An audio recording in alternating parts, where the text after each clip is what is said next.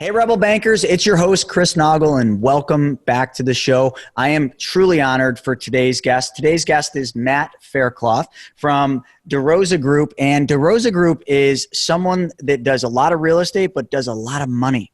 We're always talking about money, and that's what me and Matt are going to be talking about this whole time. I'm slowly losing my voice, so Matt's going to be doing a lot of the talking, but you guys know these shows, right? I can't not talk when it's money. So let's just take a second. We're going to get into what Matt does, what his business does. We're going to talk about his YouTube. You guys got to find him on YouTube because honestly, some of the golden nuggets he's dropping on his YouTube channel is next level stuff when it comes to money. So DeRosa Group, it's DeRosa Group. Find him on YouTube and devour his material. Before we get into all that stuff, I want to take a moment, like I always do, and I want to talk about each and every single one of you on your journey. Now, you guys are all on your journey to becoming Rebel Bankers, and that might mean something different to each and every one of you, but you know what? Here's the thing. Everybody puts so much emphasis on how difficult money can be in real estate, and it is the complete opposite. The difficult part is not the money. You just need to learn how money really works. And that's exactly what we're going to be talking about today. Whether you grab a copy of my book, The Private Money Guide, or a copy of his book, Raising Private Capital, you're going to hear a lot of the similar stories about how easy money is once you understand how money works. And that's what I'm hoping we're going to get through with Matt. So Matt, welcome to the show, man. Cool. Thank you so much, Chris. It's such an honor to be here. Thank you. Yeah, I'm privileged. And you know, anytime I can bring someone on that's got a specialty in money, boy, I get super excited about it. So I'm really excited about this, and I'm sure my group's going to be really excited about it. So let's just jump right into this, Matt. Tell everybody a little bit about your company, kind of what you're doing today, and yeah, just give them a little insight about what it looks like, and then we're going to take a trip back in time. No problem. How far back do you want to go, right? Cool. So we're the DeRosa Group's the name of my company. We are an active real estate company. We buy assets, we fix them up. Sometimes we sell them, sometimes we refinance them. But in general, we will buy real estate, add value to it, and then enjoy the value that we've added through cash flow or through a sale or through some sort of refinance or whatever, repackaging and enjoying the value from there. We used to do it quite a bit with our own money on our own. We started getting people would say things like, "Hey, you're a real estate investor. I'd love to hear more about that." And I wish I could invest in real estate too, but I just don't have the time. Those kinds of things. So we started doing private money relationships. And it started out small, and it built itself bigger and bigger and bigger to the point where we've done millions and millions of dollars in private money for deals. That's worked out really great, and so we're really excited about continuing that because it enables us to provide alternatives to other investment venues like Wall Street or whatever to get involved, just diversify portfolios and get involved in real estate or other things on top of other investment initiatives. Oh, Wall Street, Wall Street, Wall Street. That's the world I came from, the good old Wall Street world, drinking the Kool-Aid, putting the rosy-colored glasses on. I constantly seem to be offending financial advisors, and that's the exact world I came from, and I'm doing nothing other than telling people the truth. We're going to dive into Wall Street just a little bit. I've pissed a lot of financial advisors off. It's tough because they get it, right? But they'll refer clients to me. It's like, hey, listen, my clients are just done with all this Wall Street activity. I actually met with a financial advisor this morning that wants to invest with me. And she's a financial advisor. And she was saying like, well, we got some money in Wall Street. We're kind of seeing where things are going. And it's really at the tippy top, it feels like, and we might be due for a correction. And I'm like, what if you tell your clients that? Is that as candid as you are right there as you're being with me? Or you just invest your money with me, but your clients can invest their money with you too, right? So no, I don't. I call it the roulette wheel of Wall Street. And up until a couple of years ago, it was the only place America could build their wealth. And unless you were super, super wealthy, then you had other options. And it was like good old boys club, smoking cigars at the country club, where you would invest with the guy buying the apartment building. But now it's become a lot more mainstream, where I think that we as real estate investors are the pioneers of what's soon to become like new wealth planning, where people can take their retirement accounts or whatever and invest them in all kinds of things, including Wall Street, but also they can invest them in the apartment building they drive past on their way to work, or loan it to the guy that runs the coffee shop down the street from their house so he can buy another coffee shop. Their money can really be more on the ground and more enjoyable than what it is now. And one last thing, we just put together a deal to buy a winery, hotel, and golf course in South Jersey. And we have a lot of people with retirement accounts that are involved in this thing. How cool is that? That instead of just putting it in Wall Street, they're able to put it in the freaking bottle of wine. That's really cool. Yep. And go and enjoy it too on their own.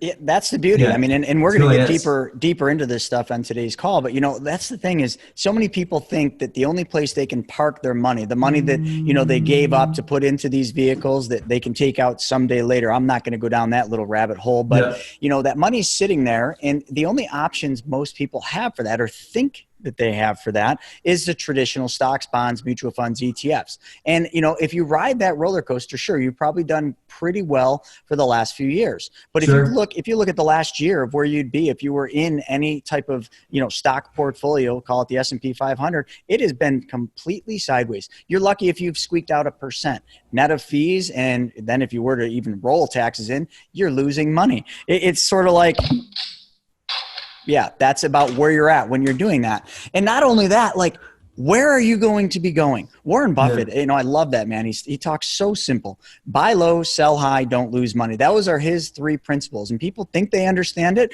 but that don't lose money thing is kind of like saying Bed Bath & Beyond. What is beyond? Well, that's kind of like the don't lose money. But the easiest part is just get out of the market. But then everybody's like, oh, yeah, but then what? What do I do then? And Matt, that's what I want to talk about. I want to talk about the what do I do then? When you are off of the Wall Street, high that you've been on for a while because you think you're smart and you get out at the high point, which is what you should be doing. Folks, golden nugget, dropping it right now. Get out of the market. If you think that the market's going to keep going up, you're delusional. Just get out. And I don't care if I'm offending anybody because that is the fact of the matter. So, but when you get out, you don't want to just sit on the sidelines indefinitely. So, Matt, let's talk about some of the things they can do, some of the things you've done with your real estate empire. Well, we've done a lot of cool stuff. And people have great options. They even have options with their retirement accounts. Let's say you've got somebody, not so much with a 401k, because unfortunately 401ks are still handcuffed by laws that allow companies like Vanguard and Fidelity to be the only one that can manage that 401k for someone, which, bet me 10 cents that will change at some point in the next 5 years. Just after this crash, that it'll change, but if somebody has an IRA, they can take their retirement account in their IRA and invest it in anything.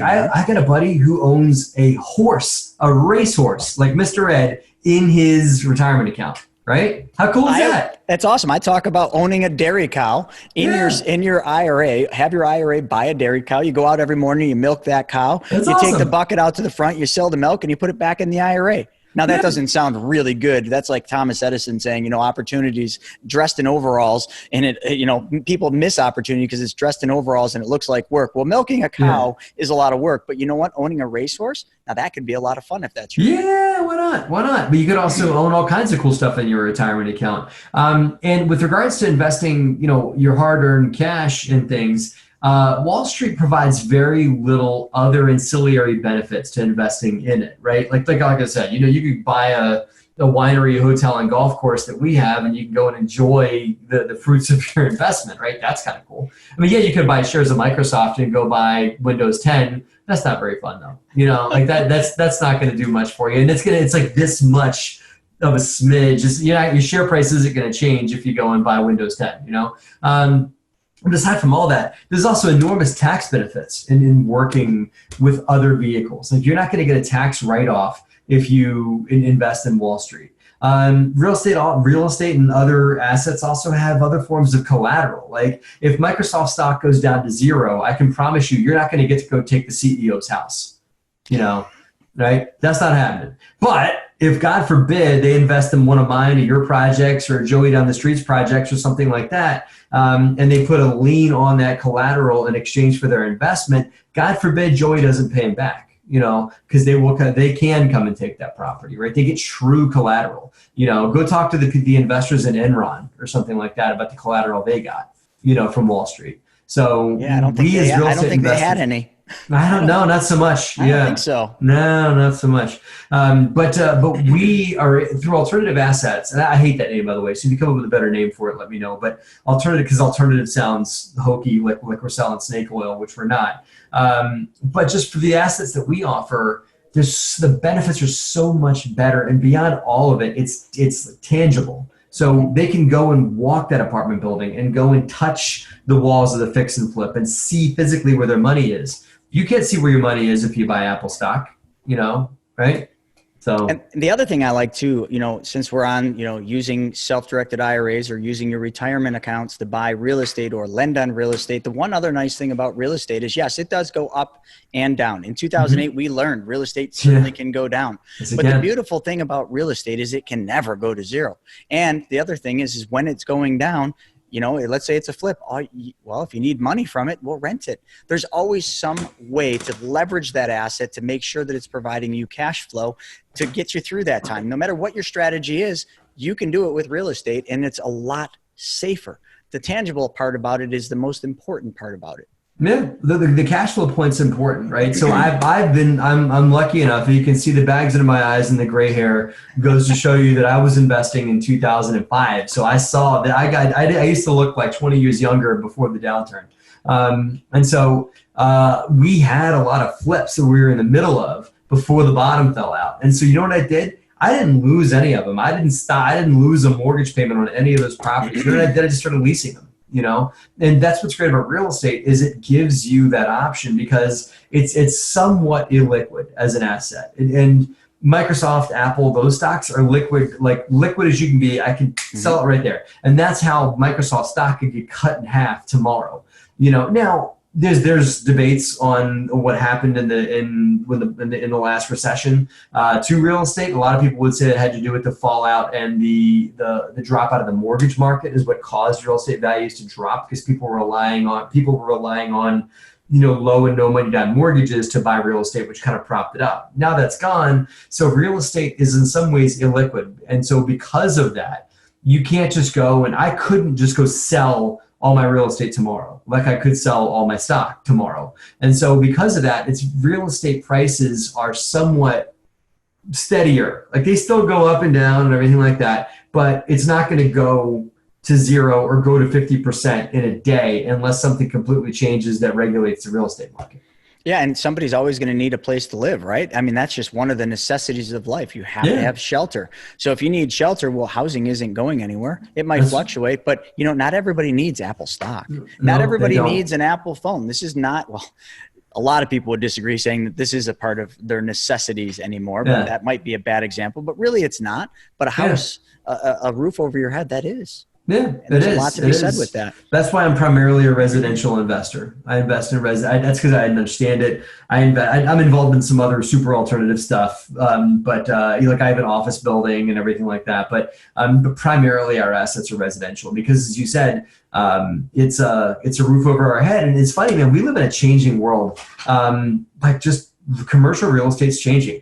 Less and less Americans are commuting to an office to work. And so office space is changing, retail's changing very, very quickly. Yeah. Thanks, Amazon, because of the way that America shops. Right. And it's cool. It's amazing. It's great. Listen, I buy most of my stuff online too. You mean I don't have to leave the house and deal with the, like an 18-year-old checkout clerk that's going to give me an attitude. I can just buy online. That's great. I'll do that. Right. And so, shopping malls, all those kinds of things are all changing, but they're repurposing. And I think that the people that are going to make big money in this world are those that are going to figure out what to do with those spaces that are no longer being used for the purposes that they are to repurpose stuff. Like this office building I'm in is it's a 10,000 square foot office building, but there's 18 tenants that occupy this place, right? They're all different companies. It's a co-working space, right? And co-working, regardless, you saw what's going on with WeWork these days, but that's got nothing to do with the co-working model. That's got to do with the crazy CEO, right? But co-working is really taking over office space. So if you can also find a niche in the other spaces that's really expanding, those are opportunities as well as real estate, along with housing too, as you said. Absolutely. Couldn't agree more.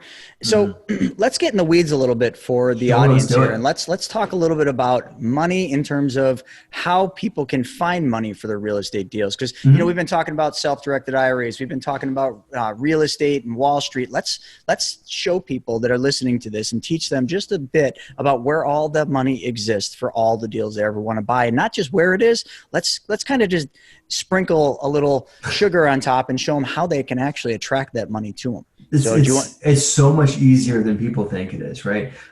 This will stagger most of your investors and most of your listeners. And I teach this on a Bigger Pockets webinar that, and you probably know this number, but I'll ask, do you know how much money is in IRAs in this country right now? I think it's 4 billion. It's 9 trillion with a T. I'm sorry, not billion, trillion. No, right. No, I knew that's what you meant. It's right. It's 9 trillion with a T, just in IRAs, right? It's another tranche of that on top. 40 or so. In 401ks, right? Because most of America still has jobs and they're still, right. So it's like 40 that are in IRA, that are in 401ks. And by the way, when the 401k laws change on what people can do with their 401k and invest it in something else outside of Vanguard, right? The world opens up. But of that 9 trillion that's in IRAs, 3 to 4% is invested in anything else outside of Wall Street. 3 to 4%. Now that sounds like a drop in the bucket, but that is still billions of dollars. I was just going to say, I don't even think I have that many zeros in my calculator. I was about ready to do the math. I'm like, no, that's not going to work. No, it's a lot. But the bottom line that is anybody listening to this show knows someone that has an IRA that doesn't realize it's there. Most Americans with their IRAs kind of forget that it's like, I just get that statement once a quarter from Fidelity that tells me it's still sitting there and it's going up in value, or it's sideways, or it's gone down, or whatever. Can't really do much with it. Can't touch it till I'm 65, so I'll just forget about it, right? And they kind of forget that it's there. It's like it's wealth they kind of forget they have, right? But at the end of the day, if you know someone, I'm talking to your listeners now, if they know someone, and this is kind of like tongue in cheek, because of course they know someone that used to work at company A and now works at company B. If they change jobs ever in their life, right? And most Americans change jobs every 7 years, right? So if they've changed jobs ever, then they likely have an IRA. That IRA can easily, in about a 2 weeks time frame, get rolled into a self-directed IRA, and that self-directed IRA can get invested in just about anything, including real estate. And there's only a few people that you can't invest with your retirement account. So that right there is a super, super simple way to expand your capacity to private money.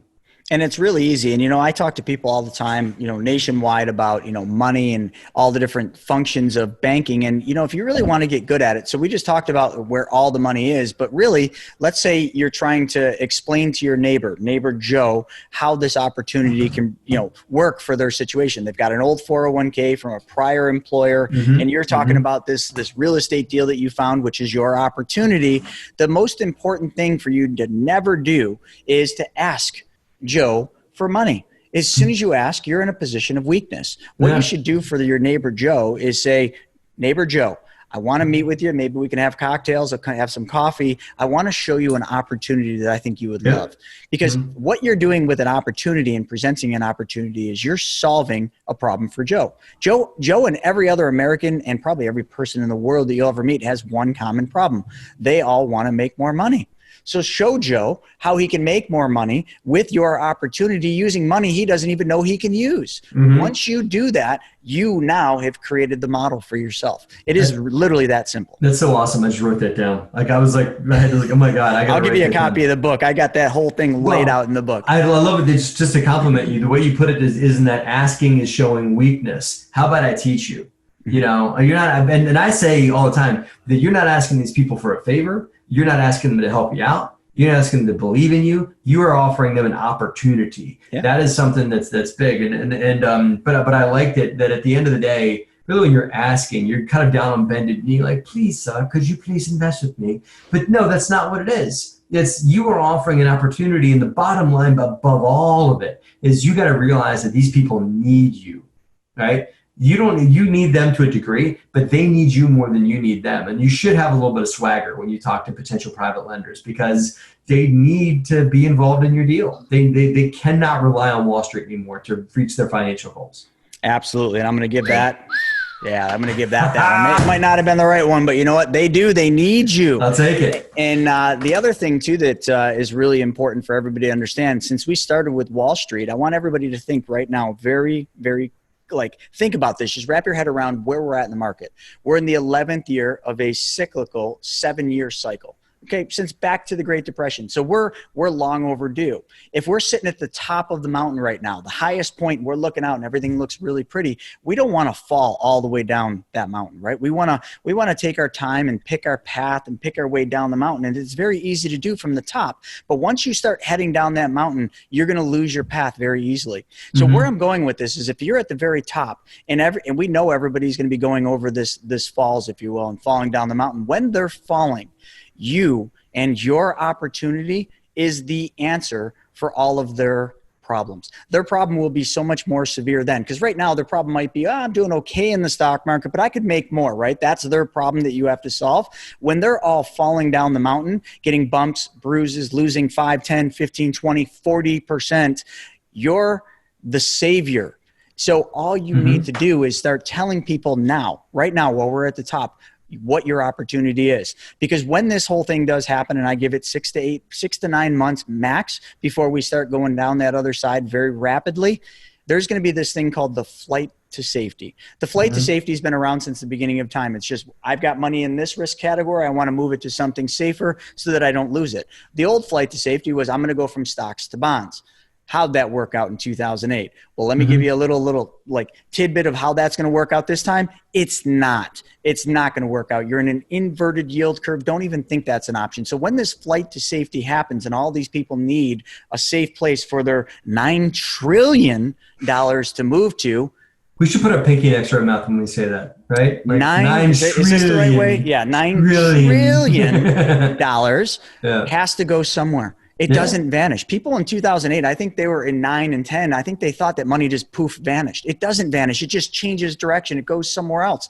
It can go right to your deal. You just need to start now in positioning your opportunities to as many people as you can. And if you're nervous to talk to people about money, you need to stop being nervous, because you need to understand that you are helping them more than you'll ever understand. You can't even understand your value to these people. But if you sit and you curl up in a corner because you're afraid to go out there because you're scared of talking about money, don't talk about money. Talk about your real estate deal and how amazing it is and how it's going to change your life. And then just welcome them into your opportunity. Teach That's them. all. Teach them. Yeah. Teach them. We've actually, as we start to sense a shift in the market, or as a lot of people are starting to read the tea leaves and see a shift in the market, we've started to offer more, call them cash stable, secure investments. I mean, up until now, we've done a lot of things called syndications. I'm sure you guys get into that kind of thing on your show all the time, where it's like there's some cash flow in the beginning, but a lot of you're betting on the coming on a lot of ways, for the upside value of the property, for to refinance it and repackage it and stuff like that at some point in the future. That's still a good deal. But we've been offering more just cash flow investments, saying, well, listen, here's the deal. I'm going to pay you 7%. I'm going to pay you 8%. And I'm going to give you equity. So you get the stock, you get the write-off, you get the depreciation write-off. So it's not a loan, right? But I'm going to just pay you a 7% preferred return, and I'm going to pay it monthly. It's going to be nice and stable. It's going to be a property with lots and lots of equity built in. I'll probably have some cash alongside you in it, and it's going to be a nice stable asset. So it's almost like a bond in some ways, but it's a bond with benefits because it's got the tax implications, for depreciation built into it as well.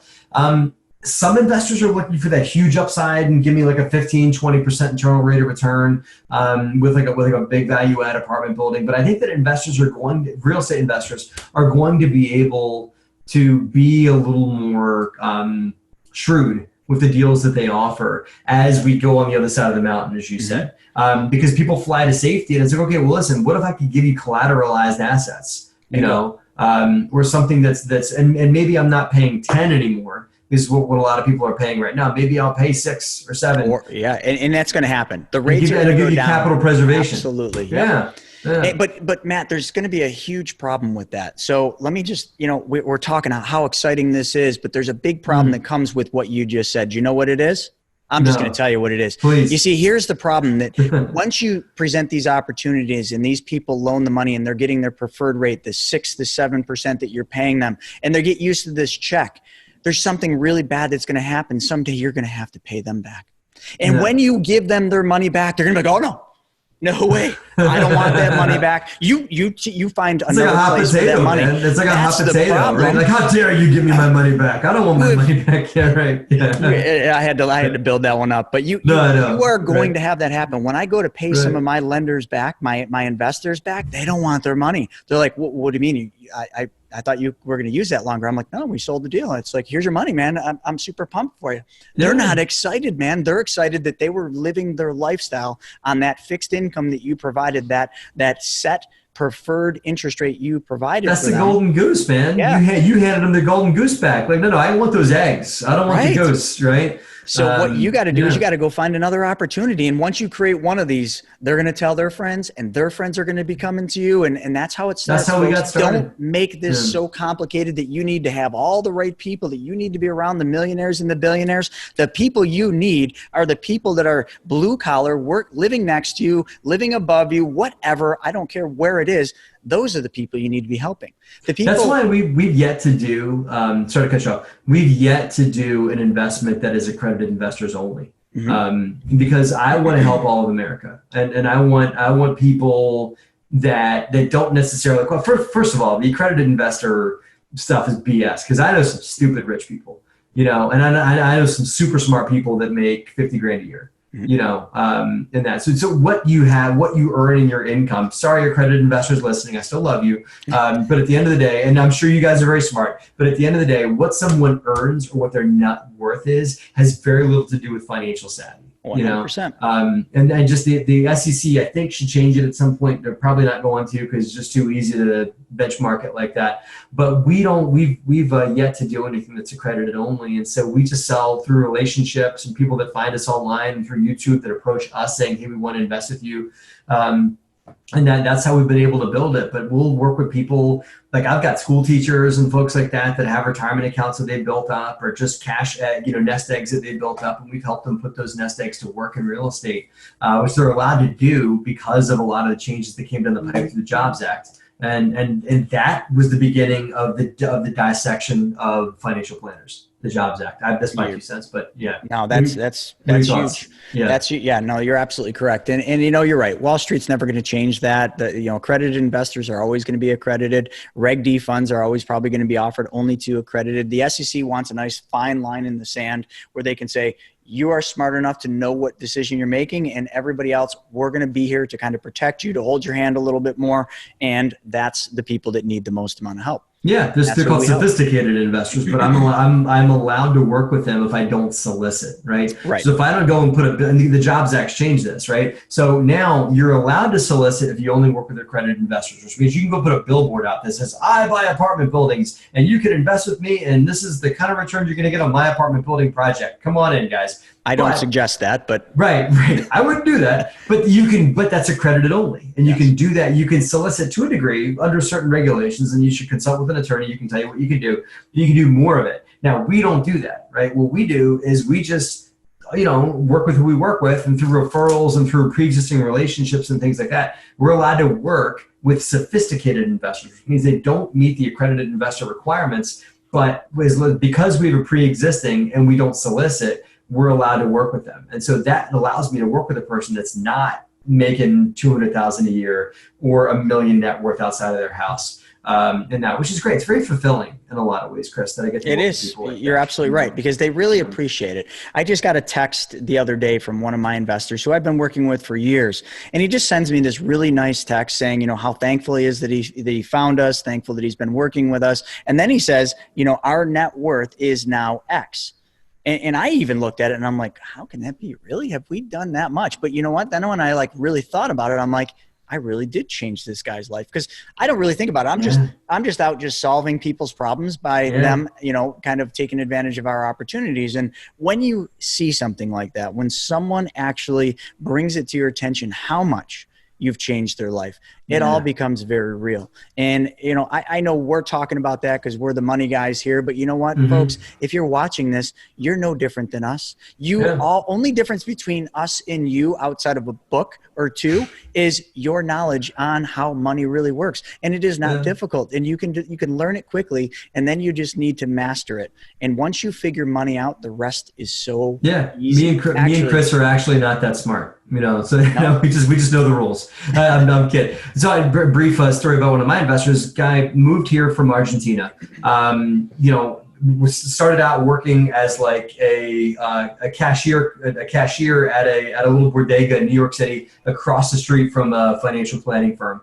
Guys in the financial planning firm used to come in, used to talk to him, and he realized, hey, those guys make a lot of money. So what he did, he went to school, went to night school, became a financial planner. Okay, made some money for himself, but lived really lean, took the money he was making and he invested it in real estate with me, okay? And bought some turnkey properties, did some private loans, did a few deals, built it up, lived lean, could have afforded a nice house, rented an apartment with his friend, okay? So lived super below his means. Now this guy's able to generate enough passive income from his real estate here that he was able to move back to Argentina, and this guy at like 34 years old is retired. That's awesome. And in Argentina, the cost of living is a good bit less than it is in the U.S. So I'll give you that. But he's been able to make that work. Isn't that awesome? That you and I get to help people really make life-changing decisions for themselves, and you know, the income comes in, enables them to really shift up their complete lifestyle like that. It's very humbling to see that. It is. And you know, I don't know how much you know about kind of what I do every single week, but I'm on the road every week speaking at a different event across the country at a nauseating level. And my main goal is to be America's #1 money mentor. And in doing that, I'm just going out there and I'm just teaching people the secrets of the wealthy, teaching them how money really works. And the principles, you know, everybody's like, oh, money, it's so complicated. Folks, if you listen to me talk about money, I talk about money at a 5th grade freaking level. Literally, a kid in 5th grade could understand what I'm talking about. It is that simple, but yet we've been taught, and I'm guilty of this, okay? I was a financial advisor for 16 years at a very high level, and I was one of them that made it so complicated because that's how I got paid. That's what got me paid, is the complexity of this whole thing. If I could make it more complicated, then they needed me more. They couldn't just go off and do it themselves. Well, those times are a-changing. You see, the secrets of the wealthy, what wealthy do with money, it is not hard. It's literally using simple principles that have been around for hundreds of years and just using them in a very systematic way, consistently and persistently. And every single one of you listening to this right now, you can all do the same thing. But wait, I know what you're thinking. You're probably all thinking, but Chris, I don't have any money. I can't do this stuff you're talking about because I don't have any money. That means you weren't listening, because you remember your neighbor Joe? He's got the money. Neighbor Susan across the street, okay? Coworker Jim, they're who has the money. Do you think banks use their own money to do what they do? Banks don't use their own money, folks. Banks are using our money. And if you haven't figured it out, banks are making a lot. Not just a lot. Look it up. Go to Bauer Financial. Banks are making 400 to 1,300% on every dollar we live there. Why can't you mimic the bank? Why can't you do the same thing the bank can? There's no reason why. Exactly. Matt's doing it, and he's built a career out of it. He's written a book that was published by Bigger Pockets on it. We can all be the bank. You just need to just do it and stop thinking that it's a complicated thing. Matt, what else can we talk about? Like outside of self-directed IRAs, what are some other wealth principles on raising private capital that we can give? What gold nuggets? Yeah. So interesting. This is a bit of a finagle. Like you gotta educate people that they can utilize this. But 30% of homes in America, not all real estate, but 30% of homes in America are paid off free and clear, right? So it's real easy. Yep, there you go. I love that little thing. It's real easy to talk about people with cash. The problem with an investor with cash is they have too many options, right? An investor with cash can go buy themselves a new car. They can go buy a vacation home. They can sit on the cash. They can, do something stupid with the cash. Whatever they want to do with it, they can do. Or they can be smart and invest it, right? Somebody with a retirement account can either invest it or be stupid and not do anything with it. Somebody with equity in their home will likely is just going to do it there and just let it sit there, and they wear it like a badge of honor, like I paid off my house. Well, congratulations. You now unlock that equity to really build wealth, right? So you got to look for people in your network that show the signs of having a home free and clear. Okay, the signs look like this. This is the baby boomer where the kids moved out. This is Uncle Charlie who's gotten 3 promotions but never moved, never bought a new car, never bought a vacation home or something like that. This is somebody that seems to do well off with their career, but their lifestyle does not reflect what you believe that they make, right? That they're like smartly living below their means. I call these people the millionaire in disguise, right? There's a book, it's dated, but there's a book called The Millionaire Next Door. The most commonly driven car driven by a millionaire is the Ford F-150. Yep. It's not a freaking Mercedes. It's not a Lamborghini. It's not what you see the 25-year-olds on YouTube that talk about how they're making lots of money that are full of you know what, right? They're not making that kind of money. But that's not millionairedom, is flash. It's not. Millionairedom is frugality in some ways and enjoying life to a degree as well, but also just driving things that are practical and make sense, like a Ford F-150. So if you find those people in your life, and then, as you said, educate, show them, hey, listen, these are the deals that I'm doing. These are opportunities that I'm working on. Did you know that I'm making my investors 15% on their money on a deal? Something like that. These people will fall out of their chair because a lot of them have money sitting in CDs earning 0.5%.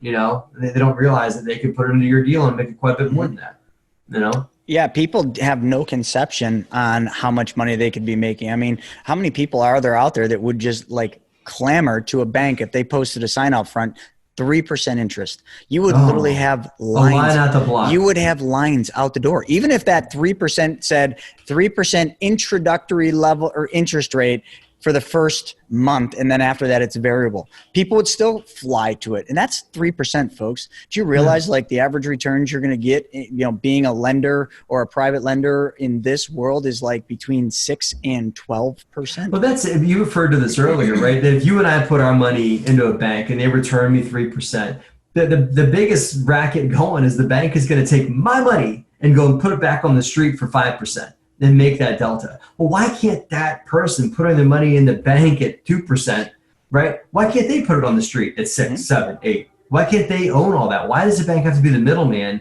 in paying me one rate of return on my money in savings and lending it to Joe Smith down the street at a markup, right? Why is that? There's no reason it has to be that. Yeah, because they've tried making it complicated. They've made all of us feel like they're the only ones that can do it and we can't. And that is purely evident. Next time you walk into your bank, and most banks have this, there's usually a little coffee mug up by where you make your deposit and there's suckers in it. I want you to grab one of those suckers. Any flavor you want. I don't care. Grape, watermelon, cherry, you've got them all. I like the lime. And take that sucker. I love the lime. And you enjoy the sucker, but I want you to look at the wrapper that sucker was in. And if you unravel that, I did an Insta story on this. It says dum-dums.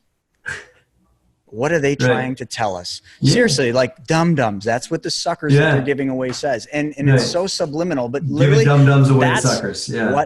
That's really what they're thinking. Those guys up at the top are like, we've got this all figured out and everybody thinks this is so hard. We're just using your money to go out there and make 400 to 1300%, or it's just insanity. No, I know. No, it really is. But you know what, Chris, the consolation that I have here is the times are a-changing, and it's thanks to podcasts like yours and YouTube channels like mine, in that. Because I mean, you may be old enough to be like me, where there was only like 4 media channels when there's 4 channels on the TV. And you were fed what they wanted you to get fed on the news and on television. Right now, we live in a data-centered world. And so America is waking up and becoming more and more aware to what their options financially are. And it's not just like sit back, invest for the long term and wait till you retire at 65 and cross your fingers and hope there's enough in your 401k that you can live.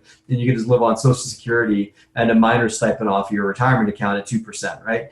They're beyond that. The people are realizing quickly, thanks to the open media outlets that are out there, including your show, that they have options. So I can't wait to see where this thing goes in the next 5 years. I couldn't agree more. I really couldn't. And you know what? It's just, we just got to keep putting this out there, keep telling people how money really works and spreading the awareness of financial education so that the big lie, that's what I call it on my podcast, is the big lie, doesn't take hold of everybody and make everybody kind of follow that old, up, down roller coaster. I call it the financial hamster wheel because I lived on it for a very long time. And then I just decided all I need to do to get off the financial hamster wheel is look to my right and walk off. Well, it was that simple. I got to tell you, I think that a lot of people think that not if, but when the stock market crashes again, it's going to indirectly drag real estate down and everything like that. I'm not a doomsday sayer, and as long as the dollar holds up a little bit in this whole thing, I think that the bottom doesn't completely fall out.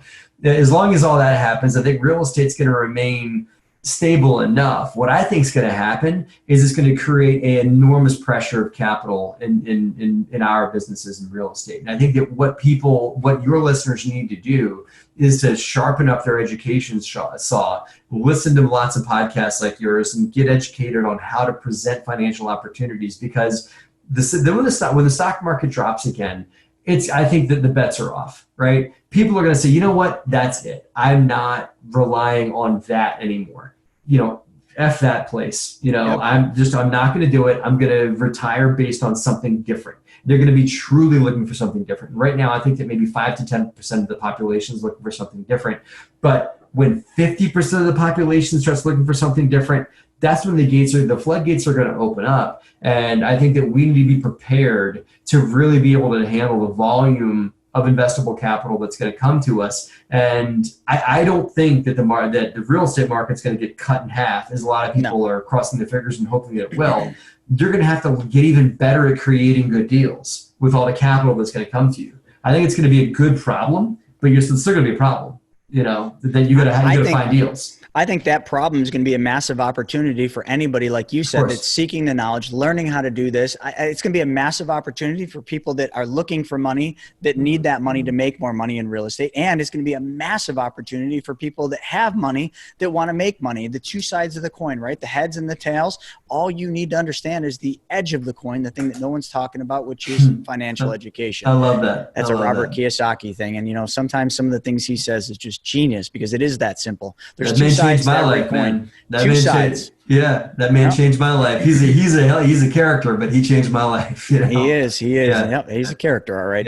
Yeah. So with that being said, Matt, we could probably go on all day long, but I gotta figure out where the end is. And the most important thing is like we've talked about some very valuable stuff, and you are a wealth of knowledge when it comes to raising private money. So my audience needs to have some type of access to you. How would they find you? How would they find your book? Like, give them the whole thing. And then also I want to know too, because I'm going to put the post up.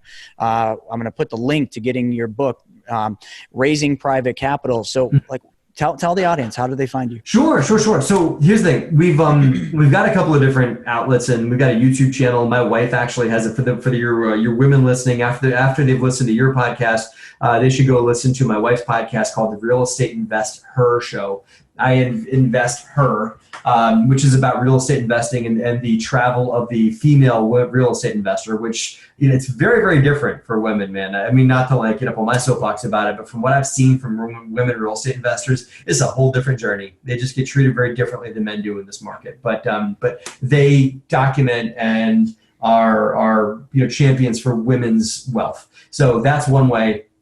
Honestly, that and everything else, including my YouTube channel, you can get to by just going to YouTube and searching for DeRosa Group, is all available at my website, which is right there, derosagroup.com, DEROSAGROUP.com, derosagroup.com.